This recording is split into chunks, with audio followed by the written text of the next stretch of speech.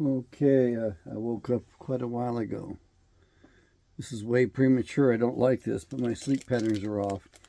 I had a really nice nap yesterday afternoon. I worked out. Oh man, the exercise is such good therapy for me. And I'm pigging down.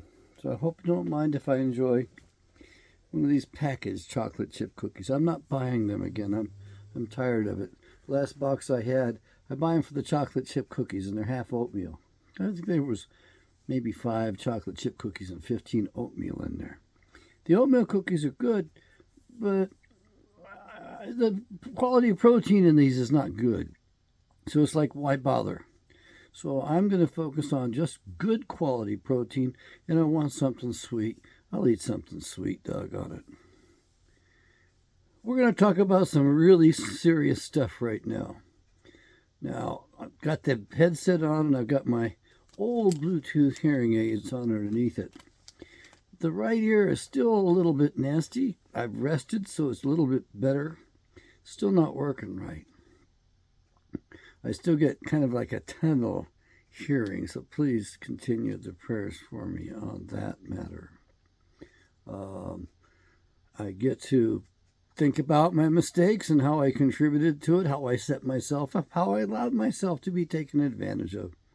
And I'm not real happy with myself over that. And I know I would kick myself, but believe me, the woman took enough advantage of me. There's enough kicking right there. And I'm not done by a long shot. I still got to make a damn insurance claim and pursue her lawfully as well. Yes, I'm going to do that. That's all there is to it. And there's a new way to go after somebody for me, and that is basically you work off the fraudulent system that our government set up for all of us. And I hate working in that and participating in that. But that's what it's going to take for me to get any kind of proper recompense on it. Now, I want to talk about the original sin. And I don't know how long this video is going to go, because I don't think I can cover it in a full hour even, but I'm going to try. Now, I look at things differently, as you know. I partook in the Eastern traditions as well as the Western traditions. And of course, the famous poet said, the East and the West, and never the twain shall meet. Well, they met in me, and I had contradictory value systems. As a result, that set up a stress reaction in me, and I had a very difficult time. So I don't wish that upon you. But that's what we have to do sometimes to grow. Well, so what I want to do is I want to cover this in a way that is going to be different than anything you've ever heard before. I was thinking about publishing this thing, but I don't want to operate in their system. They force us to do business in their damn system, and I hate it, and I don't want to do it. So I'm going to give this to you. What I would ask of you is buy one of my Bibles. I get a little stipend off those. It's more important to me to sell those Bibles than it is to sell little booklets.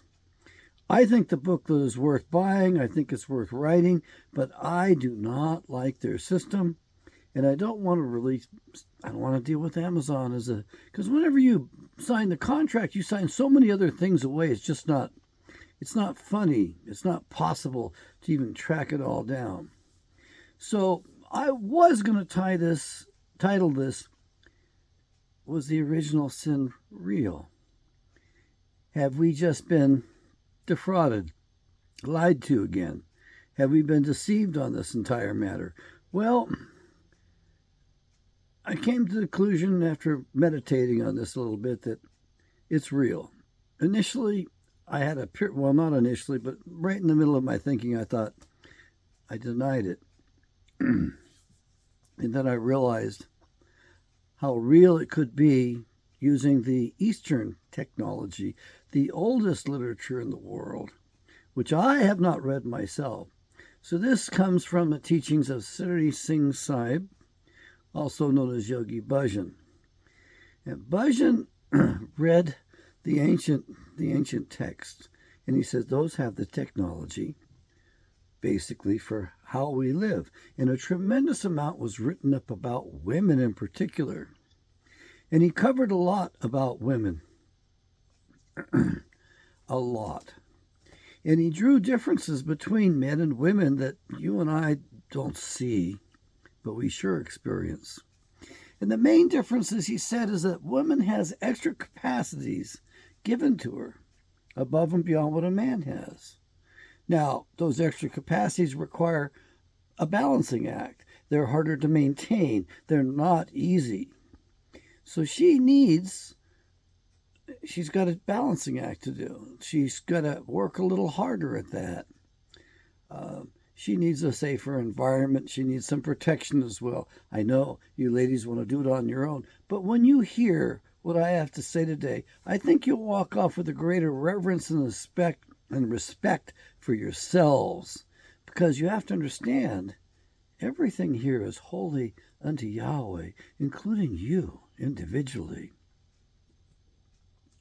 So this extra capacity is given for the purposes of motherhood. But let me warn you, ladies, right now. If you use these extra capacities for womanly ends, in other words, if you use your extra talents to manipulate, you will drive yourself crazy. You drive yourself crazy because you're too busy with your manipulations. We men, we don't compete on that many levels. We compete maybe in status and wallets. That's about it. Maybe physical strength. You ladies compete in every realm imaginable. Every way possible, you're in competition. And it's kind of sad to see because it runs you ragged. But it also keeps you kind of busy, and as a result, you leave us alone because you're busy with the other women trying to outdo the other one.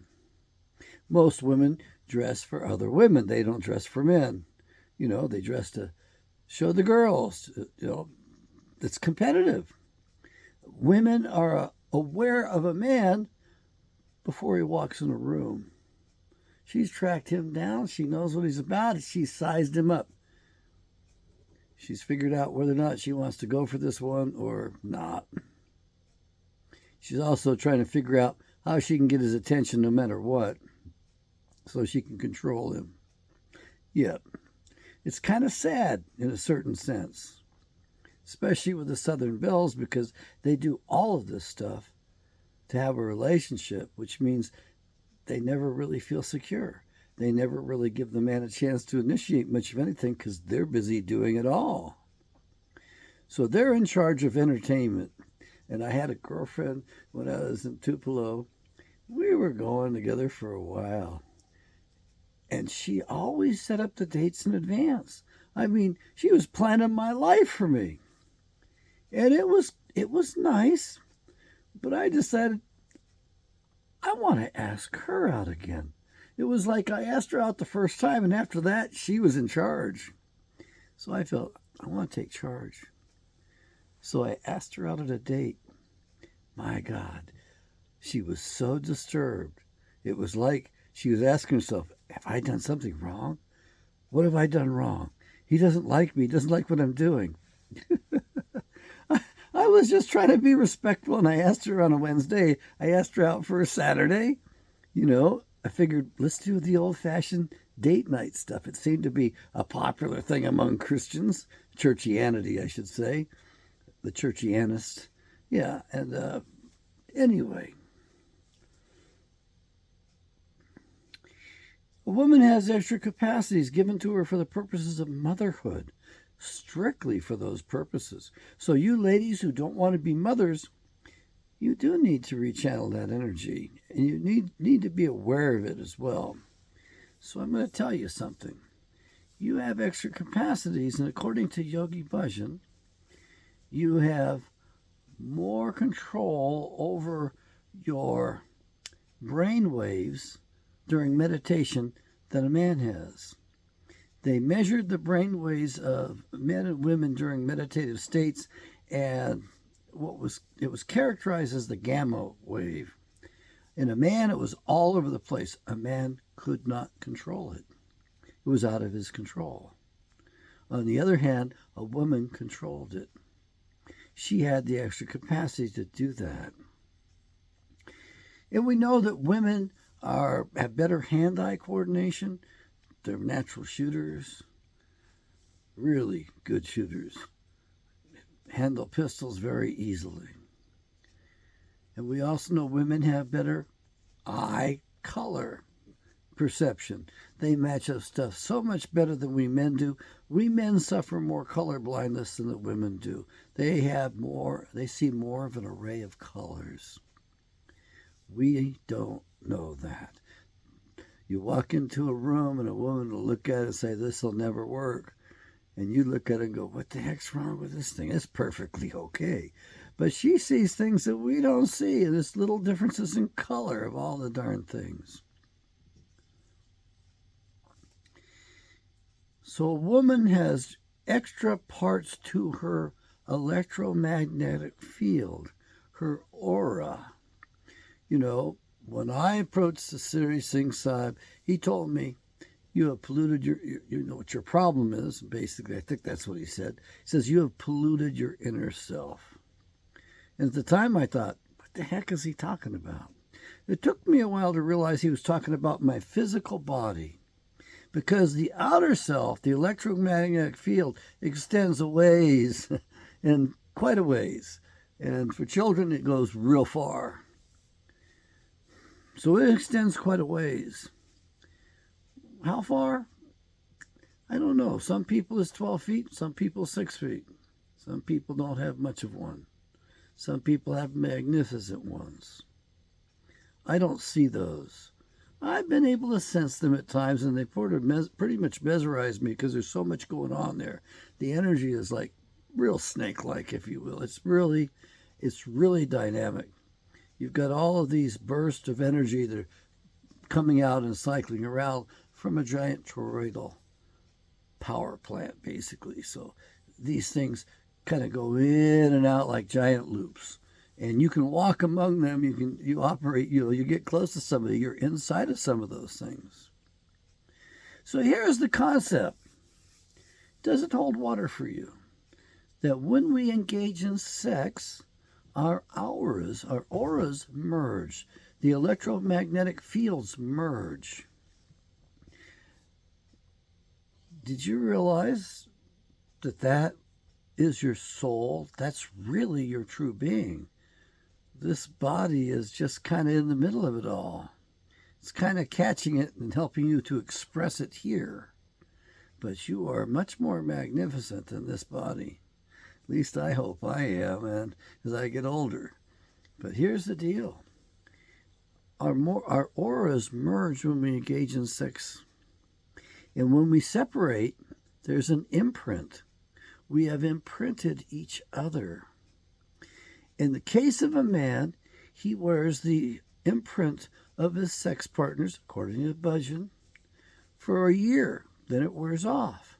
So in other words, you have sex with a woman, you carry around traces of her electromagnetic field, of her soul. He doesn't say soul. I said soul. For a full year. However, in the case of a female, in the case of a woman, he says it's a permanent impression that even after this life, she carries the impression of all of her sexual partners with her. So this is an important concept. You have to grasp this to understand the rest of things, okay? And I'm not that well organized. I didn't plan this. You know me. If I plan it, it falls short. So I go with a stream of consciousness. I reveal more to you that way. It's more cogent. And I tend not to color things up and distort things or even exaggerate or even lie. So I try to stay truthful so that you will understand the truth of these things. Now, what happened in the garden and what happened in ancient Israel that got them kicked out, the northern tribes, is they did some stuff they shouldn't have done. And I don't know if I can find it here in the Bible proper for you right now, but I'm going to try. I think I have enough light on. I might not have enough light. And I got my reading glasses on, and I got my large print Bible. So here we go. This is in the Bible in 2 places in the major prophets as the double witness. And it's going to take me quite a while to find it because I didn't look it up beforehand. And there are other supports throughout the Bible for this concept I'm telling you about. And so you need to know something.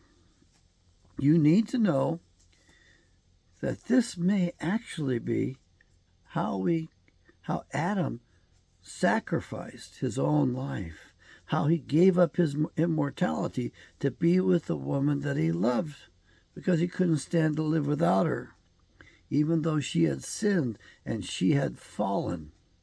It wasn't an apple or a pear off a tree that they took a bite out of. No, it was not. It was the pear on the ground, as my farmer friend says up in Michigan. It was the 2 engaged in sex that was the debilitating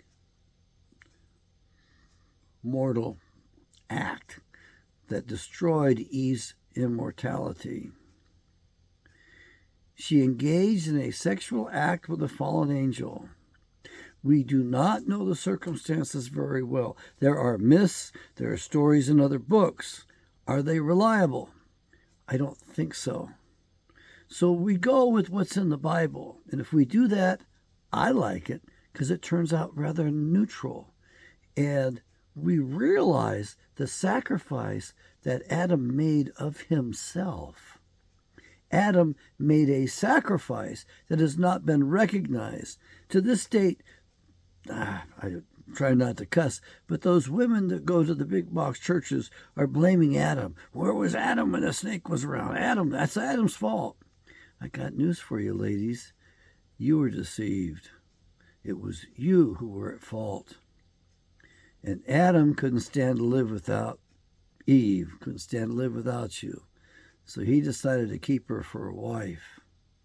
And as a result, we have all, I believe, and I could be wrong, we have all inherited that original sin in our electromagnetic fields, in our aura. Now, I thought for a little bit that, well, maybe it's not real. Maybe it's not true. Maybe this is just part of the grand deception. That's what I thought. Then I realized Eve passed that shock on to Adam.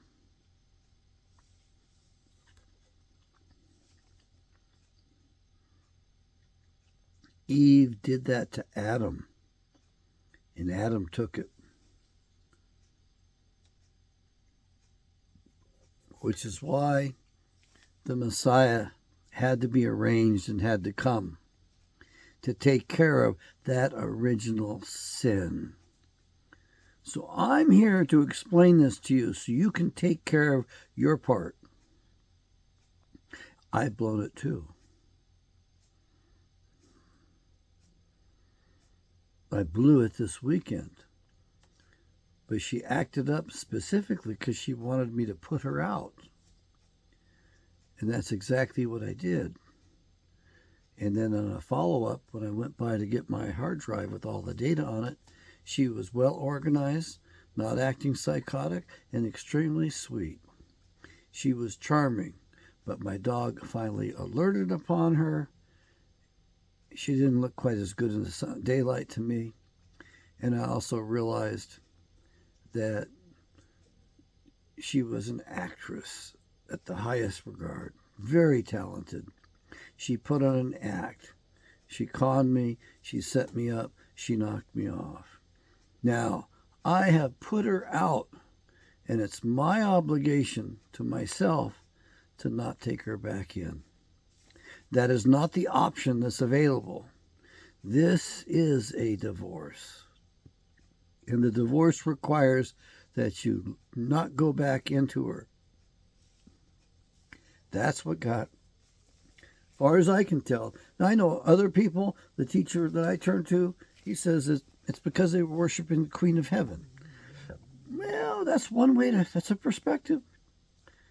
The way I see it is that they did what the prophet told them not to do.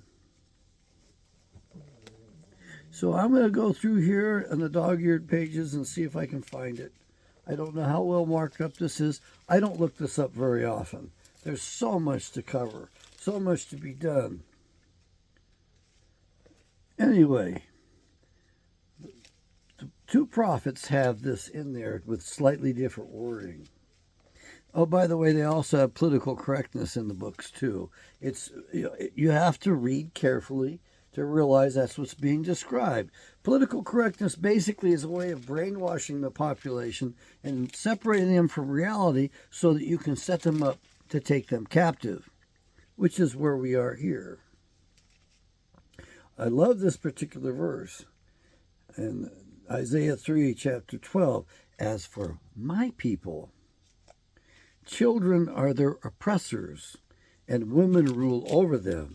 O my people, they which lead you cause you to err and destroy the way of your paths. It's because we let the women dominate. The Muslims at least don't allow that. And when I say command respect, yes, you command respect by not participating or walking away. If she's not going to give you the respect, if she's not going to respect you, there's no way she's ever going to be able to love you. She's just going to loathe you and hate you. Just like my aunt did. The one that passed away recently, she loathed her husband and was really mean towards her. That's why they kept me separate, so I wouldn't see how abusive it was, because they were working on him to steal the entire inheritance. A couple $100 million, I guess. I don't really know. You need to read this, ladies, in particular, because it describes you, and it describes our culture to a large extent. So we have problems with that. So it's going to be after Isaiah's commission, which is Isaiah chapter 6. And this is important. And then we got the fallen from the day of Yahweh. I know a lot of people think that Isaiah had the greatest vision, and I'm not so sure. Oh, the burden of Damascus. Isaiah 17. Damascus is taken away from being a city. It shall be a ruinous heap. So, what's that word? Predators? The people that believe that all of prophecy has been fulfilled? Hell no. Damascus is one of the oldest living inhabited cities. It has not been reduced to rubble yet. We're going to see that happen. I'm convinced we're going to see that happen very soon. It's going to happen before well, it's going to be even, I'll be caught by surprise when it happens, but it's going to happen during my lifetime. No doubt about it.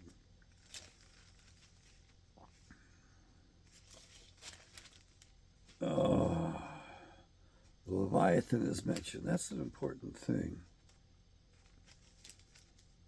I hope I can find this for you. I really should have looked it up before I opened it up.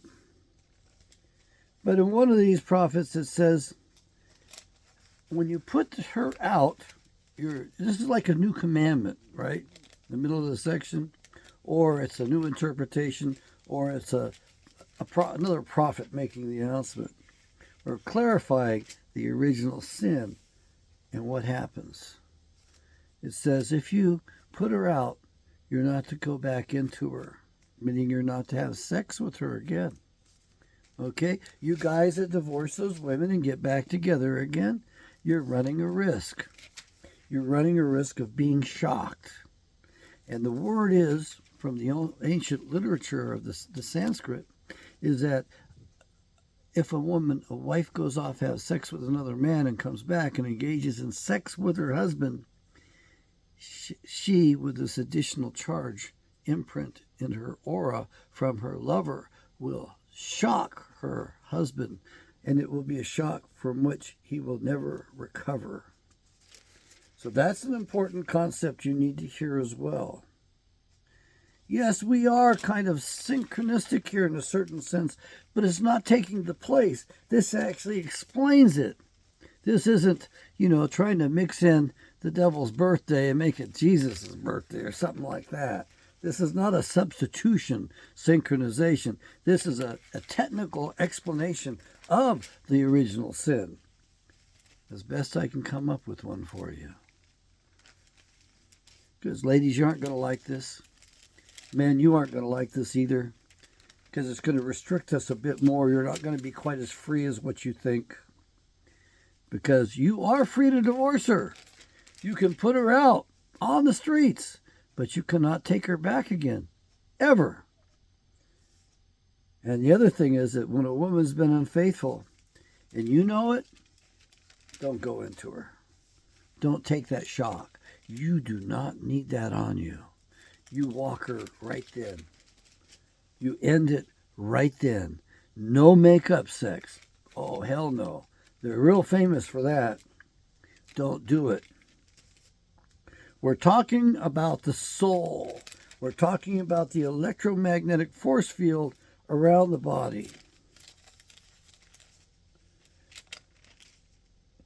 Yes, we are. That's how we exist. That's what we were before we became these bodies. And when the egg and the sperm met, our soul was put in there. That's the moment of conception. And that's when a spark of light was emitted from those two cells forming a union. No other cells were going to be merging with that egg. It was just that one, and that was it. She was a done deal, baby. And the bigger that spark, the more important that soul. So no, I'm not pulling for it. And I might not find it. And I wish I had done my homework for you, but I didn't do it. But here you get to hear me talk, and you get to hear my ideas, which I think are, well, I think they're important. And you're going to say, that's just your opinion, Dr. Kent. I got news for you. I'm right.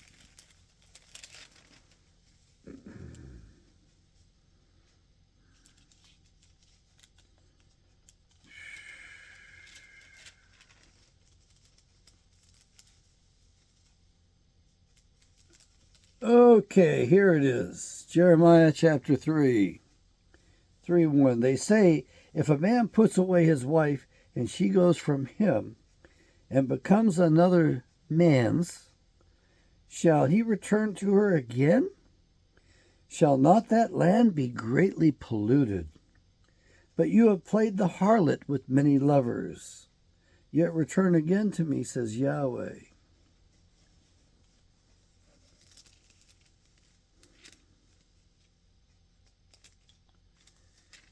Continuing on, chapter 2. Verse 2, chapter 3, Jeremiah.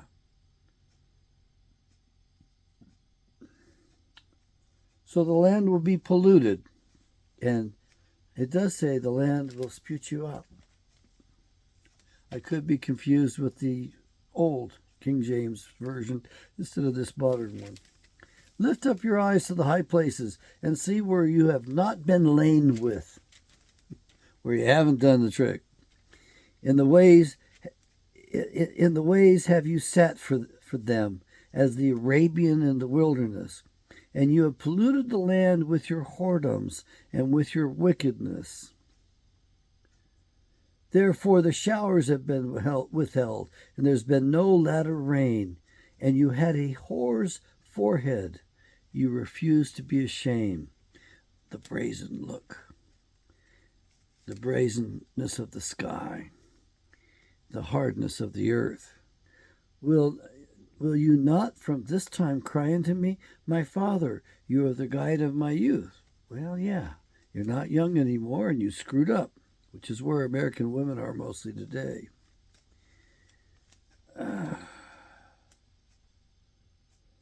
She has gone up upon every high mountain and under every green tree, and there played the harlot. High mountains, those are associated with governments. Green trees, associated with the worship of the groves, the Ashtoreth stuff.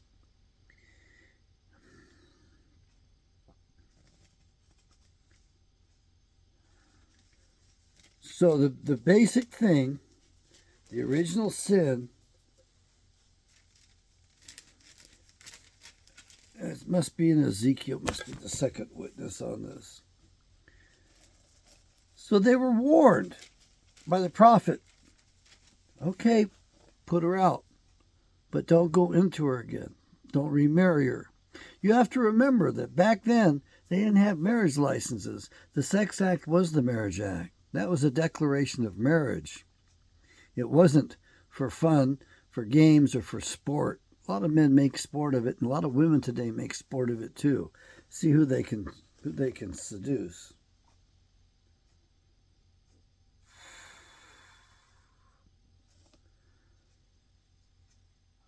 What happened to Eve, we don't know.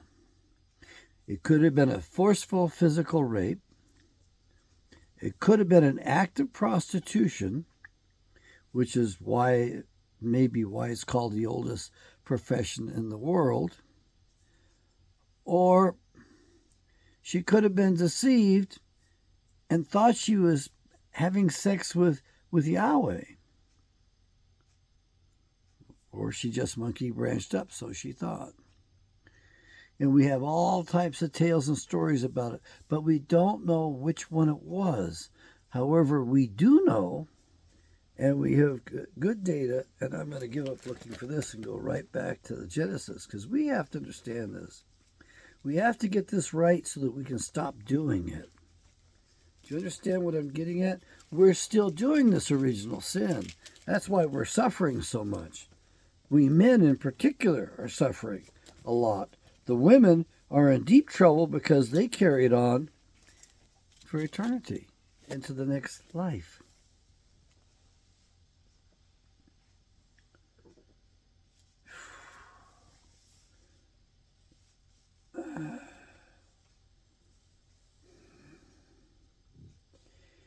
Chapter 3, Genesis, verse 13. Well, we'll back up from there. Verse 12. And the man said, the woman who you gave to be with me, she gave me of the tree, and I did eat. So he's referring to the sex act. He's referring to engaging Eve in proper intercourse. And Yahweh God's, and he's been disturbed, right? Because he didn't know he was naked before. Now he knows he's naked. Something's not natural. The natural order has been destroyed. Because they heard the voice of Yahweh God walking in the garden in the cool of the day. That's the morning, not the evening. And Adam and his wife hid. They hid themselves from Yahweh among the trees. There's some pastors that interpret this as being a bunch of other human beings, and they actually go as far as to say it was miscegenation, sex with other races. Trees being other races, other people. I don't really buy that interpretation much. Pastor Wesley Swift seems to have believed that. He believed that we had all three races in the garden, and that's what the problem was, is Eve was having sex with all three races. I don't know. I don't know where he gets it. It's definitely reading into the Bible. I don't really appreciate it. Yet the man was well enough read that he must have had a basis for it, unless it was his own latency, his own sin nature rising up and being expressed. That's a possibility as well. And Yahweh called Adam and said, where are you? And he said, I heard your voice in the garden, and I was afraid because I was naked, and I hid myself. And he said, Yahweh said, who told you that you were naked? Have you eaten of the tree where I commanded that you should not eat? Have you engaged in a practice which I told you not to do? And the man said, the woman whom you gave to be with me. It's kind of sad because this is inherent blaming Yahweh for the problem. But yeah, I think there's enough blame to go around here, if you will. And Yahweh said unto the woman, verse 13, "What is this that you have done?" And the woman said, "The serpent beguiled me, and I did eat. The serpent seduced me, the serpent deceived me, the serpent seduced me, and I had sex."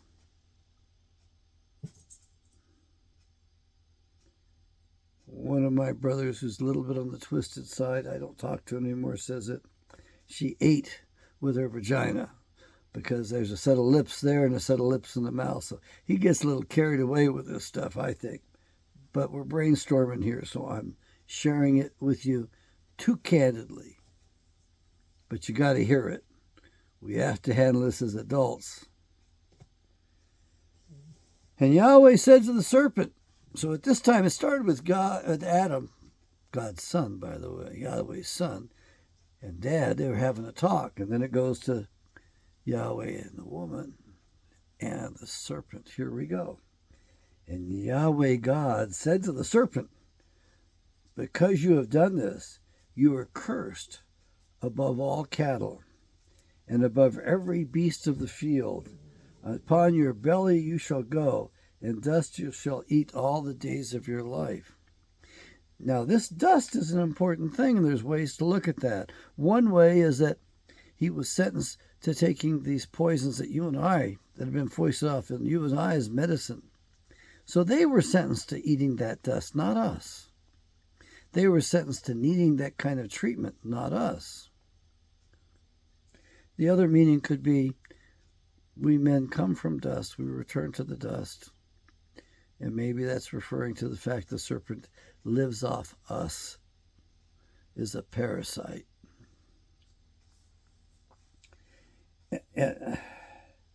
And I will put enmity between you and the woman. That's between the serpent and the woman, not between the man and the woman, between the serpent and the woman. And between your seed and her seed. Whoa, whoa, whoa, whoa, whoa. What do you mean, your seed and her seed? That means there's two different lines off of this. That's where Pastor Daniel Lee Gaiman got his two-seed theory. I believed, when I was reading the Bible, that the two-seed theory were the two different sons of Israel. Well, no. The sons... I have trouble keeping this straight. Not the sons of Israel, but Israel's grandfather, one being Jacob, the other being Esau. I always thought of those as the two seeds, that's where the division occurred.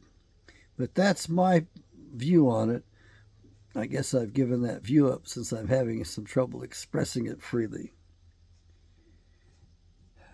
It shall bruise your head, so the seed of the woman shall bruise Satan's head, and you shall bruise his heel. Now I have a reference here to John 3:18, so 13:18. So we're going to go look at that, because I don't write that stuff in there unless it means something. I'm waiting for my new copy of the Bible. It's going to throw me off a little bit. And I speak not of you all, I know whom I have chosen, but that the scripture may be fulfilled. He that eats bread with me has lifted up his heel against me. So, does this passage predict revealing Judas? Unto the woman he said, I will greatly multiply your sorrow and your conception. In sorrow you shall bring forth children, and your desire shall be for your husband, and he shall rule over you. I think we have an error in the Bible. I kind of joke about this. It's missing a couple of words. And your desire shall be to your husband. It's missing two words. And your desire shall be to rule over your husband. The manipulative, womanly talents, The extra abilities given to a woman for the purpose of motherhood, when she misuses those for womanly ends, for seductive ends, to manipulate, she drives herself crazy. And he shall rule over you. That is the natural order that was given. Eve was deceived. The man was not. It's in the New Testament somewhere. I can't flip you right to the chapter, but it's in there. It's in one of the smaller books. So here, that's where we screwed up. So you have to understand something. According to Pastor Jerry Wiki, there goes a tone in my right ear again. According to Pastor Jerry Wiki, he believes that Adam had a talk with his father, Yahweh. And Yahweh was offering Adam a new wife. And Adam declined, telling his father, I love her. I don't think I can stand to live without her. And Yahweh thought about it and said, okay, son, I'll make a way for you.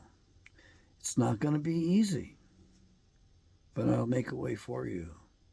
And I believe, well, Jerry Pastor believes that that is why the Messiah had to come, to correct this original sin.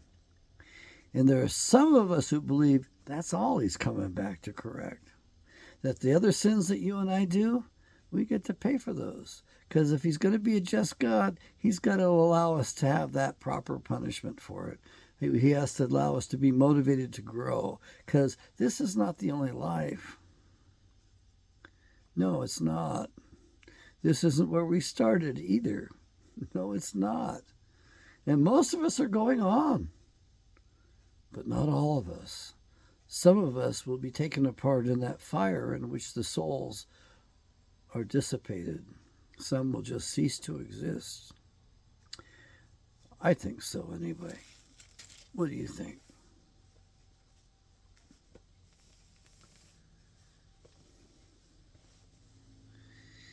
I believe that when Eve re-engaged her husband with the imprint of the devil on her, that she shocked Adam. He could not recover from it, and he became a mortal at that point. She had already lost her mortality when she engaged in sex with this fallen angel and produced a hybrid son.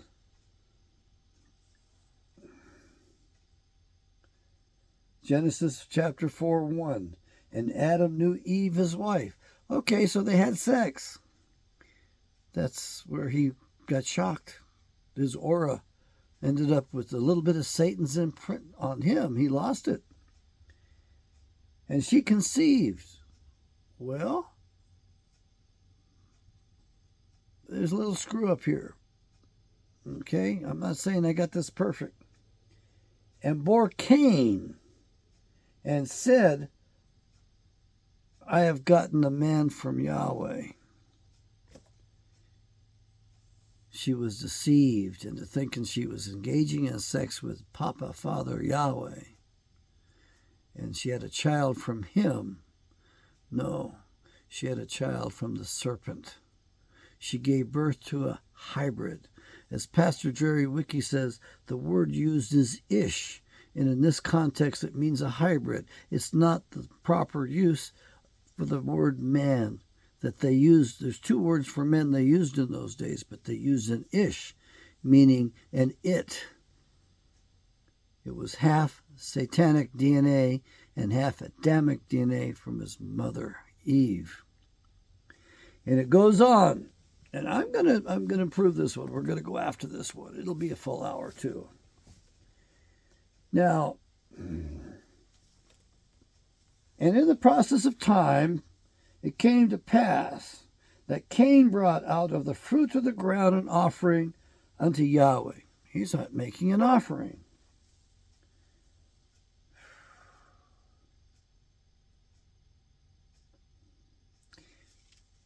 Only the oldest child, the child that broke the matrix, broke the womb. You know, the mother was a virgin. She gave birth So the matrix is open. And the Italians cover this inherently in their language better than we do in English. The first child, the oldest, was dedicated to Yahweh, dedicated to the Lord. And the oldest child is the only child, the oldest son at that, is dedicated to the Lord. And it's only the oldest son who is authorized to offer a sacrifice unto Yahweh, Creator Father, for the family. He offers it for the entire family. That's his role as the eldest son. That's his duty. Well, here we have Cain. He's bringing a sacrifice. Does that not mean he's the oldest son? Yes. Who is his father? He's the oldest son of the serpent. Get that one right. He is qualified as the oldest son of his father, the serpent, to offer sacrifice. And Abel, he also brought of the firstborn of his flock and of the fat thereof. And Yahweh had respect unto Abel and to his offering. But unto Cain and to his offering he had not respect. And Cain was very angry, and his countenance fell. And Yahweh said unto Cain, Why are you angry? And why is your countenance fallen? If you do well, shall you not be accepted? And if you do not well, sin lies at the door. And unto you shall be his desire, and you shall rule over him. And Cain talked with Abel his brother, and it came to pass when they were in the field, that Cain rose up against Abel his brother, and slew him. So rageful, so jealousful, he slew his brother because of this. Abel also was the oldest son of his father, so he was authorized to give sacrifice on behalf of the entire family. His sacrifice was acceptable. I don't think it has to do with fruit or with livestock. I think it has to do with who their fathers were and what Yahweh knew that they would do. Yahweh knew Cain would kill. Yahweh knew that. And Yahweh said unto Cain, Where is Abel your brother? And he said, I know not. Am I my brother's keeper? Wow. So much for being big brother, or even little brother. But that's the way it is in my family as well. My brother is pretty much worthless. And he said, What have you done? The voice of your brother's blood cries up to me from the ground. The life is in the blood. It's kind of like software. That's right. And it has an imprint, a memory, and it cries out from the earth for some vengeance, for some hope, or in despair. I think it's important to recognize that Yahweh has created us with his mark. He tracks every one of us. And when you let somebody alter your DNA with an RNA device, an artificial device, he might lose track of you. You might no longer be his. RNA encodes DNA. And it happens naturally, but it also happens in a cannibalistic way. From single-cell experiments, and they took this out of the Psych 101 books. They didn't want you to know about this. They taught single-cell worms to dance counterclockwise to the light. So it would swim around in a particular direction, organized, like synchronous dancers.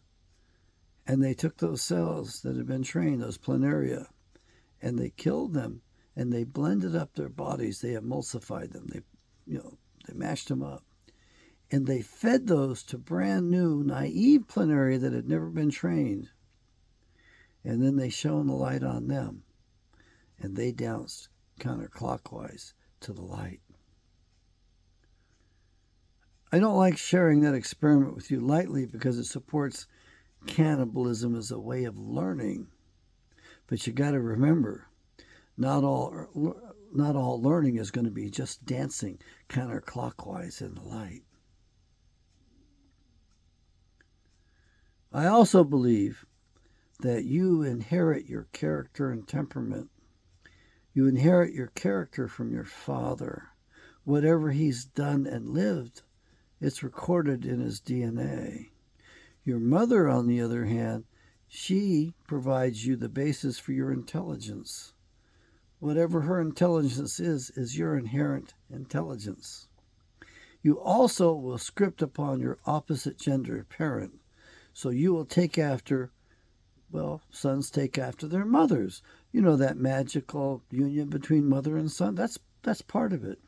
And daughters dote on their fathers, and I mean, there's a magical union there as well. So we script on the opposite gender parent. So this character, this temperament, these personalities we have are actually kind of bouncing between the genders a little bit. That's natural. But that doesn't mean you're transgendered. Not at all. Everybody goes through the curiosity as to what am I? There's a difference? What do you have? What do I have? I'll show you mine if you show me yours. All of that is done in innocence. There's nothing not innocent about it. It's like, what? You don't have you got to be kidding me. You're missing, what? It's like, she'll look and go, what's that? Ooh. Or maybe, I don't want to act out here too much on it, but what I'm getting at is that we're surprised at the differences. We don't know there's differences. You know, we know there's a little bit of difference, yes.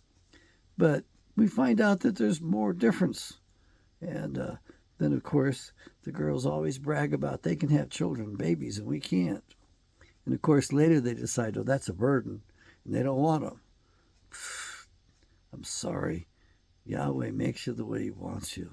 He sets you up in advance. Planted you, conceived of you, designed you, did everything in advance. Says, formed me in my mother's womb. Yeah, he guides that stuff. This universe is not that separated. We are not that separated from Yahweh. We separate ourselves, that's for sure.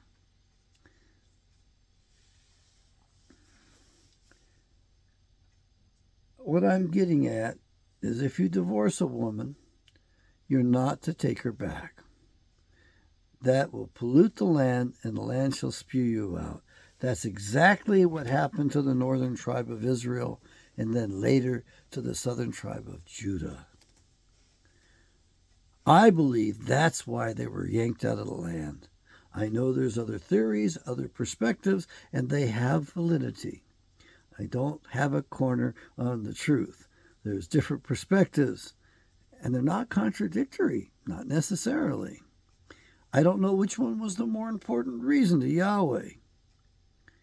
But you read the Bible.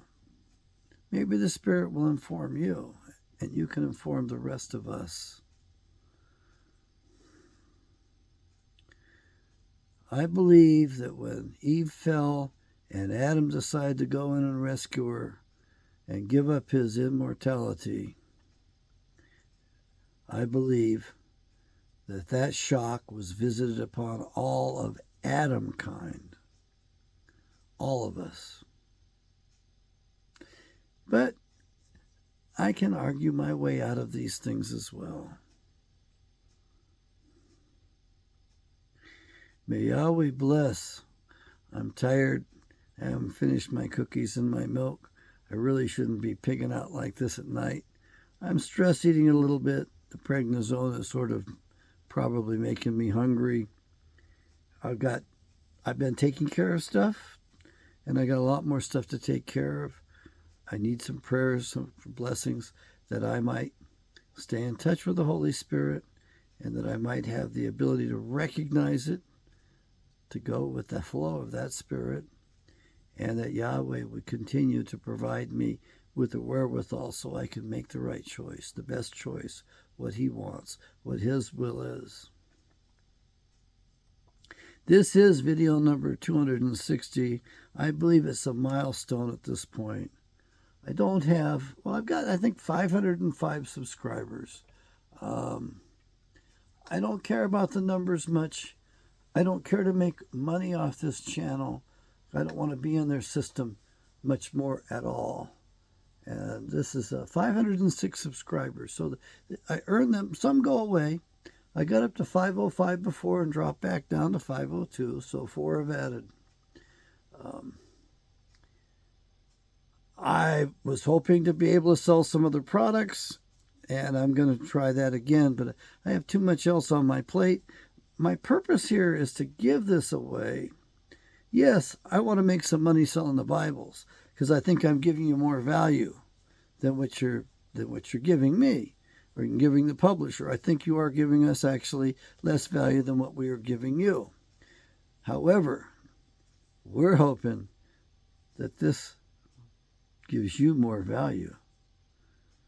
I mean, we're hoping that you read this and that it helps you in your life and it blesses you and you live longer and richer and enjoy more. That's what we want. What do you want? What is it that you really want? I have to ask myself because sometimes I want things that aren't good for me. And sometimes I want things that just, I guess, aren't possible. I know all things are possible with God. All things are possible with Yahweh.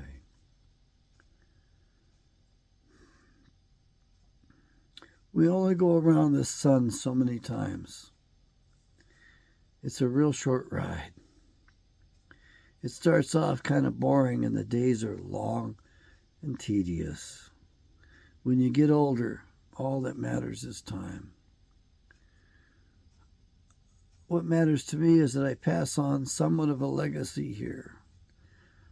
I'm going to dump more and more information as fast as I can because you need that knowledge. I was given it for a reason, and I don't owe you anything, but I'm giving it to you freely. If you could help a fellow out, that would be nice. When I didn't ask for anything, y'all were given to me. I asked for it and you don't give anything. It seems to be the law of life and the law of attraction, right? Well, I only want what I really need, and Yahweh provides that pretty well. So, like a few more friends, I want to sell a lot more Bibles. I mean, I want to sell 1 million Bibles, which of course makes me a millionaire easily, right? Of course, the money is becoming worthless, and they're going to tokenize everything here on us, so we're going to be dealing in tokens. I say let's go to the banks, let's get nickels out of the banks, and let's tokenize things with nickels because it's the only coin you can buy that's got real metal in it. And it doesn't say property of the Federal Reserve fraudulent money system on it. They can't take it away from you and confiscate it from you, I don't think.